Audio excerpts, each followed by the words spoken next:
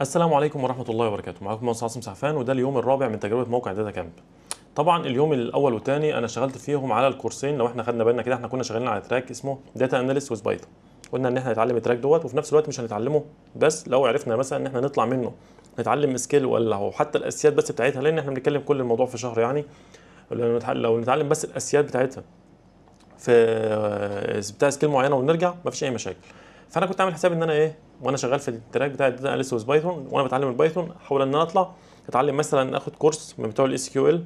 تمام. ولو عرفت اخد كورس مثلا بتوع مايكروسوفت باور بي اي، بحيث ان انا ابقى اخدت مثلا بروجرامنج لانجوج زي بايثون وكويري لانجوج زي اس كيو ال. عرفت بس حتى فاهم انت بتتكتب ازاي، ولو حتى حاجه بسيطه. وفي نفس الوقت ابقى عرفت واجهه سوفت وير اللي لهم علاقه بالفيجواليزيشن والكلام ده كله، يعني زي باور بي اي. ده كده اللي كان الملخص اللي انا عاوز اعمله. زي ما قلت لك، انت مالكش اي علاقه بان انا ماشي في 30 يوم. انا بحاول اضغط نفسي عشان خاطر انا بس بقول لك التجربه، انما انا كده الاشتراك اصلا سنوي، فانت ما انتش محتاج تضغط نفسك باي حاجه باي شكل من الاشكال يعني. ده كده كانت مقدمه بسيطه يعني اعرفك انا بتكلم فيها اساسا. تمام. بعد كده انا طبعا زي ما قلت لك، اليوم الاول كنت اشتغلت فيه انتروداكشن تو بايثون او كورس انتروداكشن تو بايثون. اليوم الثاني والثالث كنت اشتغلت فيهم على الكورس بتاع انترميديت بايثون، لان انا اصلا ما كانش عندي وقت فيهم الصراحه. فهي نفس النظام، مش عايزك تمشي باي رتم انا ماشي بيه، لا انت تمشي براحتك اللي يريحك. اهم حاجه بس ان انت التزم يوميا ان انت تخلص حاجه في الموقع، يعني لو انت اشتركت في الموقع. بعد كده زي ما قلت لك، انا بنقل صوره الموقع. تمام. مش عشان تشترك فيه، عشان تشوف هل انت لو دفعت فلوس في الموقع انت مستني تشوف ايه معين، ايه بالظبط. وعشان خاطر ما ترميش فلوسك على الارض، لا انت بتحتاج ان انت تشوف كل حاجه. بحاول ان انا اوريك كل حاجه في الموقع، بحيث ان انت لو اشتركت يبقى انت عارف انت هتشوف ايه بالظبط في الموقع. المهم ان النهارده اليوم الرابع دوت، المفروض ان انا ناوي فيه ان انا اخش على اللي هو البروجكت اسمه انفستيجيتنج نتفليكس موفيز. ده بروجكت كده المفروض انت بتطبق فيه الحاجات اللي انت شفتها قبل كده. فانا ناوي اعمل انا ناوي الصراحه ان انا اخش في البروجكت. طبعا البروجكت انا كنت حاسه، انا طبعا بصيت فيه اصلا انا مع نفسي قبل ما اصور الفيديو. تمام. فكنت حاسس ان هو في حاجات المفروض ان انا محتاجه مستوى متقدم اكتر من اللي هم شرحوه في الكورس الاول والثاني، للامانه يعني.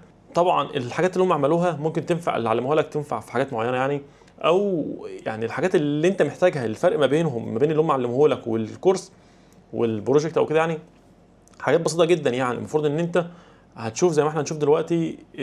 لو كانوا عرفوها لك هتلاقي الموضوع بسيط خالص يعني. يلا بينا. زي ما انت شايف كده قدامنا، ده الصفحه اللي بتظهر معاك لما انت تخش في اي مشروع، اي بروجكت من اللي هم عاملينه دوت يعني. البروجكت دوت عشان تبقى انت واخد بالك يعني حاجه اسمها جايدد. يعني هو اصلا انت لو انت خدت بالك كده هتلاقي الهدف اصلا من الداتا اناليسيس بشكل عام، انت بتجاوب على اسئله. يعني مثلا حد بيسالك سؤال مثلا معين، انت بتخش في الداتا اللي معاك وبتجاوب. قدامك هنا سؤالين. تمام. المفروض انت تحلهم. تمام. انا اصلا مش فاكر يعني البتاع كان بيتحل ازاي او كده يعني. تمام. قدامك هنا سؤالين زي ما احنا شايفين كده. اول سؤال بيقول لك ايه الاكتر. ما علينا من السؤالين، تعال نخش الاول في الداتا. احنا معانا الداتا بتاع اسمها نتفليكس الداتا اللي هنا ديت يعني كده. هو شارح لك هنا في الجزء اللي انت المفروض تكتب فيه كود، كاتب لك هنا ان انت عندك فيها كذا كولوم، وكل كولوم كاتب لك فيه ده الاي دي مثلا، التايب مثلا تايب اوف ذا شو، مش عارف الكلام ده كله يعني. المفروض ان انت تاخد بص. دي من العيوب عندهم ان انت اصلا لحد دلوقتي المفروض ان انت اساسا الكورس اللي بعد دوت اللي هيبدا يشرح لك فيه ازاي اصلا تتصفع الداتا فريم بتاعتك. فانا شايف ان هو انت كنت اجلت البروجكت ده لبعد التاني ونتعلم مره واحده بقى، فاهم؟ بس مش مشكله. المهم ان انت زي ما قلت لك، ده الكولوم كل كولوم بيشرح لك فيه بالظبط اللي هو عامله. وهو طبعا هو بذات نفسه عامل لك عامل لك ريد سي اس في او قارئ لك الداتا اللي موجوده في البتاع. عشان تعمل ران للكود دوت بتضغط على علامه البلاي اللي هنا دي كده. تمام. وهو يبدا ينفذ الكود يعني كده ويطلع لك تبقى متاكد اول ما يبقى جنبها العلامه الخضراء اللي هنا دي كده، يبقى انت متاكد ان هو كده الكود ده اتنفذ.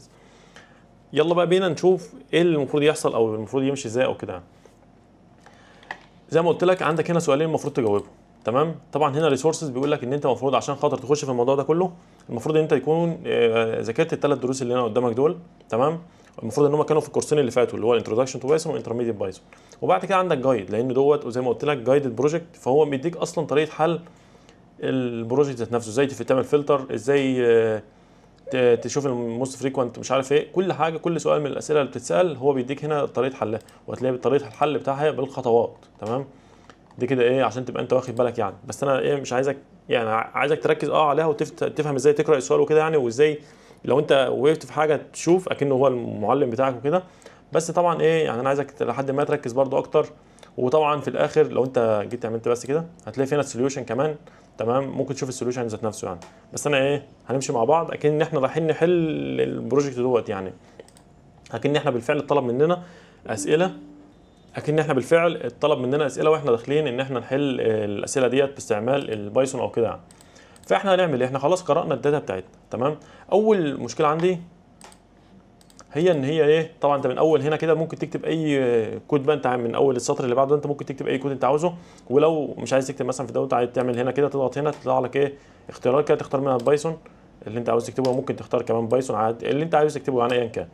المهم ان انا زي ما قلت لك ان احنا خلاص احنا قرانا الداتا بتاعتنا تمام، الداتا فريم بتاعتنا في هنلاقي الجزء اللي هنا دوت اللي هو نتفليكس داتا فريم.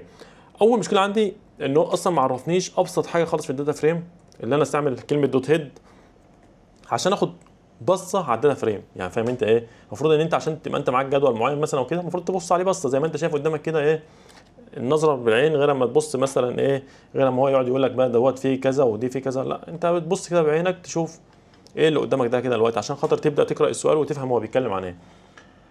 فزي ما احنا شايفين في اي دي وفي طيب، لو انت خدت بالك هنا هتلاقي في كلمه موفي وفي كلمه تي في شو تمام، ودي مهمه جدا دلوقتي عشان خاطر تبقى انت فاهم برضو معانا. وبعد كده ايه طبعا دايركتور كاست مش عارف ايه، وفي الريليز يير هنحتاجها برضو، وفي الديوريشن تمام هنحتاجها برضو مش عارف ايه، وفي الجينر اللي هو النوع الفيلم الطيب بتاع الفيلم يعني اكشن ولا دراما والكلام ده كله تمام. دي كده ايه بيانات البتاع. طبعا الداتا فريم دي اصلا حوالي 4800 صف، فانت مش هتقعد تبص على الصفوف كلها، انت بتاخد فكره كده عامه على السريع يعني. انا وقت لو انت عملت دوت هيد كده يطلع لك 5 صفوف، لو انت عملت دوت هيد وكتبت هنا 10 جوه دوت هيد ديت هيطلع لك ايه 10 صفوف، فتبدا تاخد فكره اشمل شويه عن الداتا بتاعتك. ما علينا، تعالى بس نخش كده على الاسئله ونشوف هل الاسئله فعلا يعني، عشان انا شايف ان اللي هو شرحه في اول كورسين انت فاهم انت، لو انت ما خدتش مثلا كورس، لو انت ما اتفرجتش على الكورس اللي انا عامله مجاني يعني الامان على صفحه اليوتيوب بتاعتي، هتحس ان انت ايه هو ما شرحش الكلام دوت، هو ما شرحش فاهم انت الكلام ده باستفاضه في الكورسين اللي فاتوا، ازاي جايب لك سؤال زي ده. المهم تعالى بس نشوف كده اول حاجه لقيته بيقول لك ان هو عايز موست فريكوينت موفي ديوريشن. يعني انت كده اول حاجه انت عايز ايه موست فريكوينت موفي ديوريشن، يعني اكتر مده فيلم اتكررت في المده في الافلام التسعينات اللي هي من 1990 ل 1999 تمام. وبيقول لك ايه سيف ذا ابروكسيميت نمبر وبعدين سيف البتاع عشان خاطر يعني هو يتشيك من اجابتك صح ولا غلط في متغير اسمه ديوريشن تمام. دي كده ايه السؤال بتاعك. فانت من السؤال شوف انت، هو السؤال باين ان هو بسيط بس هو السؤال فيه كذا نقطه المفروض انت تاخد بالك منها.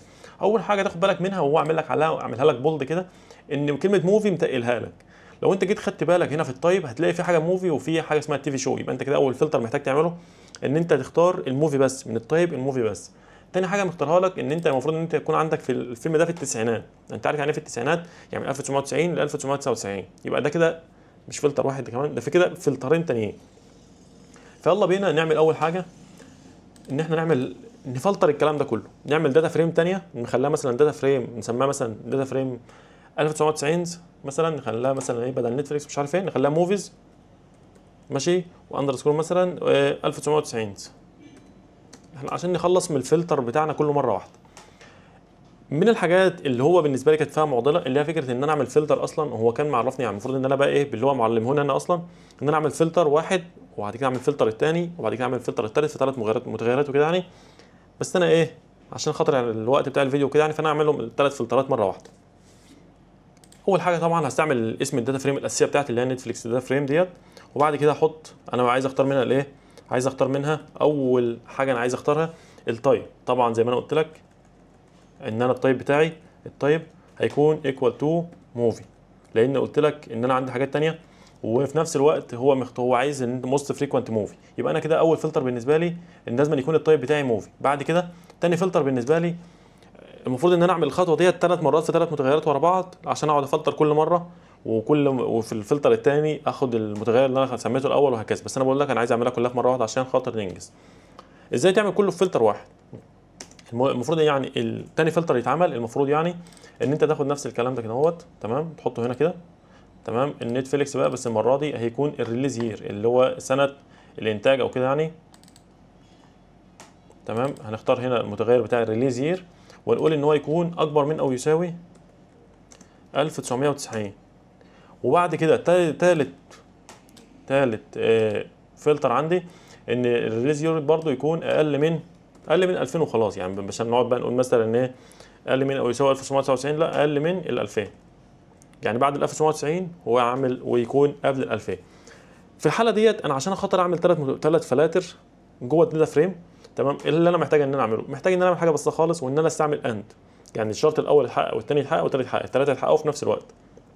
عشان خاطر تعمل الموضوع دوت في الداتا فريم، هو الموضوع بسيط يعني، فاهم انت كل اللي انت محتاج تعمله ان انت كل شرط تحطه في اقواس بالشكل ده كده، اللي هي البارنتسيز تقريبا، ولا كانت اسمها ايه بالظبط، ايا كان يعني.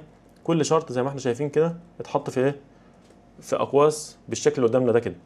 فانت بتحط كل قوس، كل شرط في الاقواس بتاعته دي كده، بقى بينهم فاصل. الفاصل دوت بقى هنعمل فيه اللي هو اند. شايف انت اند واحده بس، شايف انت الحرف دوت هو لو كان شرحه لك هتلاقي الموضوع بسيط خالص انت تستعمله هنا، بدل ما تقعد تعمل كذا فلتر والكلام من ده كله. ده اند ما بين الفلتر الاول والفلتر الثاني، وده كمان واحده اند ما بين الفلتر الثاني والفلتر الثالث. ده كده انت كده عملت يعني، فاهم انت ايه، 90% من السؤال اللي هو طالبه انت عملته في الخطوه بس، في السطر اللي انت عملته ده كده. فانت لو انت عملت كده هنا كده المتغير بقى، وقلت دوت هيد وقلت له ينفذ الكلام اللي حصل ده، زي ما انت شايف هتلاقيه طلع لك نتيجه الافلام كلها في المده ما بين ال 1990 وال 1999، وفي نفس الوقت هتلاقي التايب بتاع الموفي، التايب بتاع الافلام بتاعتك كلها ايه، موفي. تمام، دي كده ايه، لما انت اصلا تخش في الكورس اللي بعده هتعرف اصلا تتاكد اذا كان كل الكلام اللي قدامك ده اصلا كل اللي مكتوب هنا موفي ولا لا، والكلام من ده كله يعني. بس انا مش عايز اخش في تفاصيل قوي، بس انت ممكن يعني ايه، يعني كنظره عامه كده، انت لو حبيت بس تاخد كده اهوت، تمام، الموفي دوت، وعملت هنا اهو كده اهوت حاجه زي ان انت تختار الكولوم بتاع التايب، وعملت مثلا ايه value underscore counts، تمام، ونفذت، هتلاقي ان انت عندك التايب الموجود اصلا في الكولوم بتاع التايب دوت هو الموفي بس، هو هم 183 موفي. تمام، بعد كده احنا عايزين نعمل ايه، احنا عايزين نطلع الديوريشن. احنا اصلا اللي احنا جايبنا هنا احنا عايزين نطلع الديوريشن بتاع الموست فريكوينت ديوريشن، يعني اكتر مده فيلم في الفتره ديت يعني. فانت كل اللي انت محتاج تعمله ان انت محتاج ان احنا دلوقتي خلاص بقى معانا الداتا فريم بتاعتنا اللي احنا نقدر نشتغل من عليها. هنخش في سطر جديد ونعمل الديوريشن، ولا نعمل ايه، تعالى اقول لك على حاجه. هو انت لو خدت بالك من الجايد بتاعه هتلاقيه بيقول لك ان انت محتاج تستعمل هيست بلوت، بس ما فيش مشاكل نستعملها زي ما هو عاوز.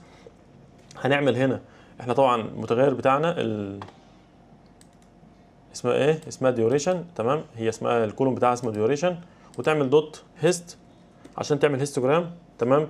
وزي ما قلت لك احنا ايه، خليها زي ما هي كده، نعمل هيستوجرام، تمام، وننفذ السطر ده كده زي ما احنا شايفين. ممكن برضو نعمل بي ال تي دوت شو عشان خاطر نشيل الكلام اللي مكتوب الاكسس ومش عارف ايه ده كده. احنا دلوقتي خدنا زي نظره بسيطه كده ايه الموست فريكوينت موفي، موفي ديوريشن، يعني ايه متوسط الافلام كان بيبقى كام دقيقه وكلام من ده يعني. طب انت دلوقتي من الرسمه اللي قدامك هو مش باين قوي هو كام دقيقه بالظبط، فانت ممكن تعمل ايه، انت ممكن تيجي هنا كده وتختار مثلا الديوريشن مثلا، وتعمل الهيستوجرام ديت مثلا ايه، تختار عدد البنز وتقول مثلا البنز ديت بيساوي 10 مثلا يعني. تمام، هو اصلا 2 3 4 5 6 مش عارف ايه، نختار احنا 15، نختار احنا عدد بنز اكتر. هتلاقي يعني من الرسمه كده يعني، انت لو تاخد بالك ان انت كل ما بتكتر هتلاقي ان انت لو اخدت بالك من الرسمه ان انت عند ال 100 دقيقه ديت اكتر حاجه طبعا المفروض ان احنا نحط بقى الاكسس ونختار مش الكلام ده كله يعني. المهم ان انت عندك ال 100 دقيقه هي اكتر حاجه يعني، اكتر متوسط الافلام كان 100 دقيقه. طب انت لو انت اصلا مش عايز تستعمل الرسمه لان الرسمه مثلا مش واضحه معاك قوي او كده، عايز تعمل حاجه ثانيه، نفس السطر اللي انا استعملته هنا فوق دوت الفاليو كاونتس هنا ده، لو انا رجعت ثاني استعملته تحت هنا كده، بس بدل ما كنت مطبقه على التايب هطبقه دلوقتي على الديوريشن، تمام، وعملت الفاليو كاونتس، هتلاقي طلع لي الايه، هتلاقي طلع لي عدد كل حاجه. فلو انت بقى خدت بالك هنا دلوقتي هتلاقي ان انت عندك اكتر فيلم اتكرر، اكتر مده اتكررت هتلاقي هي 94. ودي طبعا معلومه طبعا تاخد بالك منها، فكره ان انت مش معنى ان انت طلع لك حاجه معينه في الرسمه ان ديت اصح حاجه، لا، انت لما تاخد بالك دلوقتي هتاخد بالك ان في متوسط الاعداد، يعني فاهم انت ايه، يعني 94 هتلاقيها موجوده هنا في المسافه اللي ما بين دي ودي. يعني انت لو كترنا مثلا عدد البنز 20 مثلا بين، ممكن هنا مثلا ايه اهو هتلاقي باخد بالك برضو ان البتاع متشفته شويه عن ال 100. فانت ما ينفعش تعتمد على ما ينفعش تعتمد على الرسمه الوقت في الحاله دي. لكن لو انت خدت بالك هتلاقي انت عندك ال 94 بالشكل اللي قدامك ديت هي اكتر ديوريشن اتكررت في الافلام بتاعه المده ديت يعني. فالمفروض ان احنا الناتج بتاعنا فعلا يكون هو ال 94. فهنختار هنا كده ونختار بايثون ونختار هنا الديوريشن. ممكن اختار يعني فاهم انت ايه ان انا اختارها بقى ككود وكلام ده، بس انا اكتب 94 وخلاص تمام. بس كده انا اختار ان هو ايه ده، هو كان عايز اسجلها في متغير اسمه ديوريشن، فانا اكتب بيساوي 94 تمام. ده كده ايه سؤال يعني، ونفترض ان هو يعني كده سؤال واجابته كده. انا ممكن اعمل طبعا سبميت عشان اشوف اصلا هو الاجابه دي صح ولا غلط. تمام، هتلاقي ان هو فعلا قال لي ان الاجابه بتاعتي صح، لانه دخلني قال لي ان الشورت موفي كاونت او السؤال الثاني يعني انت ما جاوبتوش او كده تمام. بس مش مشكله، انا اصلا كنت مركز على السؤال الاول، فدي كده ايه يعني حاجه حلوه ان احنا اول سؤال جاوبناه صح. لو انت طبعا مشيت مع الجايدز هتلاقي برضه الموضوع ماشي في نفس الفكره كده بالظبط الى حد ما يعني، والكلام ده كله ايه مظبوط. طب بالنسبه للسؤال الثاني، السؤال الثاني هتلاقي بيتكرر حاجه شبه السؤال الاول، زي مثلا زي ما احنا شايفين بيقول لك ايه a movie is considered short if less than 90 minutes count the number of short movies. تمام، بيقول لك ان انت عندك ان الفيلم بيتقال عليه ان هو شورت لو هو اقل من 90 دقيقه. نفس الموضوع، احنا كده اول حاجه فلتر عندنا ان احنا عايزين نعمل ايه ديوريشن يكون اقل من 90 دقيقه. فهو عايز عدد الافلام القصيره، عدد الافلام القصيره وافلام الاكشن تمام، شورت اكشن موفي. يبقى احنا كده عندنا ايه، اول حاجه ان احنا نفلتر الافلام القصيره اللي اقل من 90 دقيقه، وتاني حاجه نختار ان الافلام تكون اكشن وتكون موفيز تمام.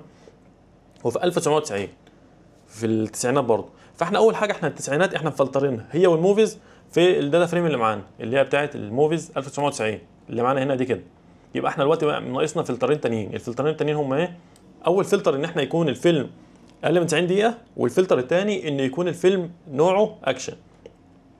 فهنختار اللي هو ايه، هنختار مثلا نعمله مثلا متغير ونسميه شورت اكشن موفي، ونقول ان هو بيساوي 1990 مش عارف ايه. خدنا الداتا فريم اللي احنا اصلا مفلترين فيها تمام. اول حاجه قلت لك هنحط فيها ايه، هنحط بقى فيها كذا فلتر. اول فلتر ان احنا عندنا ان احنا عندنا الديوريشن يكون اقل من 90 دقيقه. ده كده ايه اول شرط بالنسبه لي تمام. وبرضه قلت لك هنحطه ما بين اقواس ونعمل اند، ونختار الشرط الثاني بالنسبه لي اللي هو ايه. الشرط الثاني هيكون ان انا عايز الجنرال بتاعه دوت يكون اكشن. الجنر تقريبا كانت بتتكتب كده يعني يكون نوعه اكشن. طبعا الاكشن نطمن بس الاكشن كان بيبقى مكتوب ازاي عشان نجيب السبيلنج بتاعها مظبوط. اول حرف بيكون كابيتال في اللي هم كاتبينه يعني وكده. هنكتب هنا اكشن. يبقى احنا دلوقتي كده ايه فلترنا الفلترين اللي هم عاوزينهم. اول حاجه الشورت موفي، واحنا كده كده اصلا مفلترين الافلام التسعينات ومفلترين انها تكون موفي. والوقت بقى هنبدا نحط الفلترين التانيين عليهم، اللي هو الفلتر الاولاني ان هو يكون اقل من 90 دقيقه، والفلتر الثاني ان هو يكون ايه نوع الفيلم اكشن. تمام كده. في الحاله ديت احنا دلوقتي لو احنا قلنا شورت اكشن موفي دوت هيد مثلا دوت هيد ولا حاجه تمام. زي ما احنا شايفين طلع لنا ان احنا عندنا داتا فريم. انا كنت بس نسيت ان انا اغير اللي يساوي ديت ان انا اخليها يساوي تمام. طلع لنا ان احنا عندنا دلوقتي داتا فريم ثانيه صغيره، كل الافلام اللي فيها في التسعينات من 1900 ومش عارف ايه 92 و90 ومش عارف ايه الكلام ده كله يعني. الديوريشن في كل الافلام اقل من 90 دقيقه، وفي نفس الوقت الجنرا بتاعتها او التايب بتاعها يعني اكشن تمام. دلوقتي احنا عملت الفلتر بتاعي وكل حاجه اتظبطت. المفروض بس ان انا ايه ان انا اشوف كم عدد الصفوف اللي موجوده عندي هنا. فانا هعمل هنا شيب عشان اعرف البتاع اصلا كلها قد ايه، الداتا فريم ده كلها قد ايه كده يعني.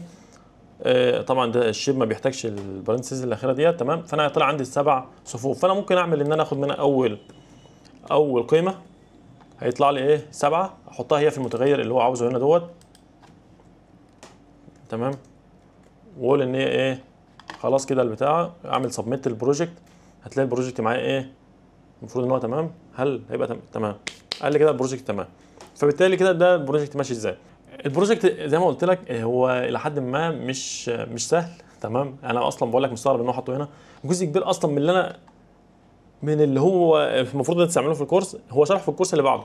وده طبعا مش عايز اقول لك ميزه او عيب والكلام ده كله يعني. انت طبعا الكورس دوت انت محتاج ان انت لو انت اول مره تخش في الكورس وماشي بالترتيب اللي هم ماشيين بيه لازم تقعد تمشي بقى معاهم في الفلاتر وتعمل تفلتر واحد فلتر واحد وهكذا، وتمشي بقى وتختار ايه وتمشي وتشوف الفور لوب عشان تعرف الموست فريكوينت ومش عارف ايه هيقول لك ازاي تعمل فيجواليزيشن، ازاي تستعمل الهيست وكده، تمام.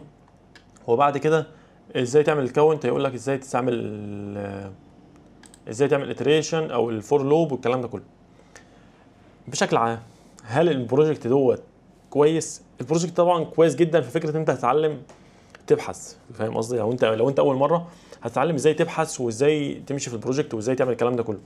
لكن يعني كبروجكت، فاهم انت، كحاجه تطبيق على اللي انت لسه متعلمه، فانا شايف ان هو ايه، اصعب منه شويه. لازم طبعا تمشي مع الجايدز، ولازم ممكن كمان في الاول تشوف السوليوشن. استنى كده نشوف السوليوشن. تمام، السوليوشن بتاعه نتفليكس سبسيت، نتفليكس داتا فريم طيب كذا، تمام. وبعد كده نتفليكس سبسيت ريليز يير اكبر من او كذا، زي ما قلت لك بالظبط. انا عمري ما بصيت على الحل، الحمد لله يعني. ده كده الحل بتاعهم. ان انت لو مشيت بالحل ده بقى كده، ده اللي هو علمه لك، ان انت تقعد تاخد كل حاجه، تاخد كل حاجه ايه. وعلى فكره هو هنا شرح لك ان انت ممكن تعملهم في خطوتين، بدل 3 خطوات، تمام. وبعد كده طبعا هتعمل هيست التايتل ومش عارف ايه، جميل الكلام، جميل كله يعني. وبعد كده تختار الديوريشن، وقال لك الديوريشن 100، وطبعا اختار الديوريشن هنا 100 لكنها مش 100. بس انت لو خدت بالك في السؤال هتلاقي بيقول لك ايه ابروكسيميت انسر. فاحنا لما جينا رسمنا هنا وطلعت تقريبا الرقم ب 100، هو اختاره هنا ايه، هو اختار الرقم الديوريشن قال لك بيساوي 100، لكن انت زي ما قلت لك الرقم الاصح ان هو 94 مش 100. وبعد كده ايه دخل في تاني فلتر، قال لك ان احنا دلوقتي عملنا اصلا فلتر الموفيز 1990. وبعد كده اختار بقى هنا الاكشن، وبعد كده اعمل فلتر تاني، ده عامل فور لو، ده عامل موضوع كبير جدا يعني، تمام.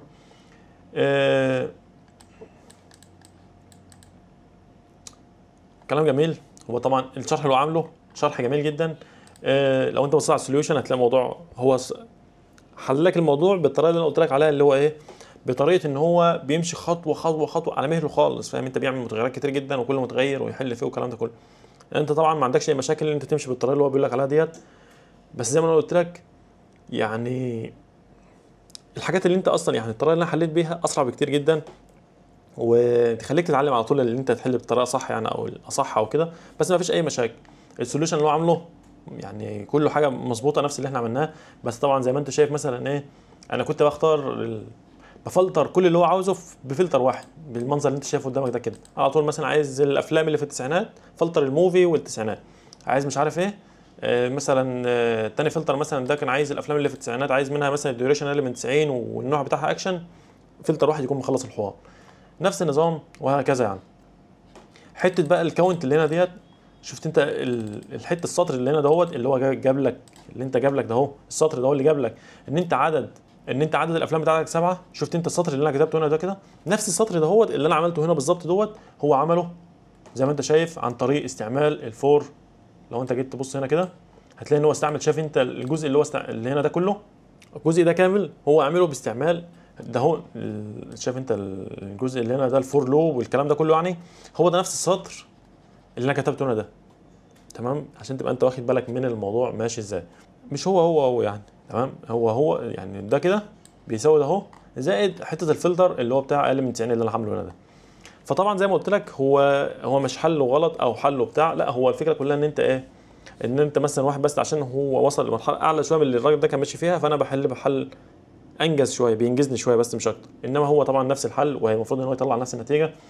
وبدليل ان احنا الاثنين طلعنا الناتج ايه، ان احنا الاثنين طلعنا الناتج ب7 والناتج صح يعني وكده. بس كده اتمنى طبعا يكون الفيديو بالنسبه لك تمام، او وصلك لنقطه الى حد ما تشوف البروجكت ماشي ازاي والكلام ده كله يعني. اتمنى تكون استفدت من الفيديو، ولو عندك اي استفسار او اي حاجه ممكن تكتبه في كومنت تحت. الفيديو القادم باذن الله يكون عن كل حاجه لها علاقه بقى ايه بالبانداز ذات نفسها. الكورس اللي بعده دوت كورس محترم جدا يعني، لامم لك فيه حاجات كتير قوي قوي يعني. انت لو انت اتعلمتها اصلا هتستفاد جدا وانت بتتعامل مع البانداز، تمام، ومع اي داتا فريم بشكل عام. وبعدها بروجكت على طول هنتعلم بقى ازاي نطبق في البروجكت، وهتلاقي الموضوع بالنسبه لك اسهل بكتير ان شاء الله في الكورس، في البروجكت اللي هيكون بعد تعلمك للبانداز. لان زي ما قلت لك اغلب الاسئله يعني جزء كبير قوي من الاسئله يعني، فاهم انت ايه، بيكون ماشي بالستايل ده كده. بس طبعا الموضوع بقى يبدا يصعب قدام، فاهم انت فين، في فكره ان انت محتاج تعمل كولوم جديد تطلع منه معلومه معينه، مش عارف الكلام ده كله. طبعا هتتعلمه من اول الكورس الجاي باذن الله. بس كده اتمنى يكون الموضوع بالنسبه لك الى حد ما مفيد. انا عارف ان الموضوع ممكن يكون طويل شويه، لكن انا البروجكت ده بس انا حبيت ان انا ايه امشي معاك خطوه خطوه فيه. انما بعد كده مثلا لو في بروجكت ان شاء الله مش همشي معاك خطوه خطوه على طول في الانجاز، هقول لك ايه ان انت المفروض اوريك الكود مكتوب قدامي مثلا واقول لك انا عملت 1 2 3 4 وهكذا يعني. او ممكن اخبي الكود كمان عشان لو انت حبيت تشترك يكون الموضوع بالنسبه لك ايه، ما تجيش تستسهل وتيجي تبص على الكود بتاعي وخلاص، لا انا عايزك انت تحل بنفسك. وطبعا ده كله انت اللي بتتعلم مش انا اللي بتعلم يعني او كده، فربنا يعني يكرمك وتستفاد ان شاء الله. بس كده، في رعايه الله، والسلام عليكم ورحمه الله وبركاته.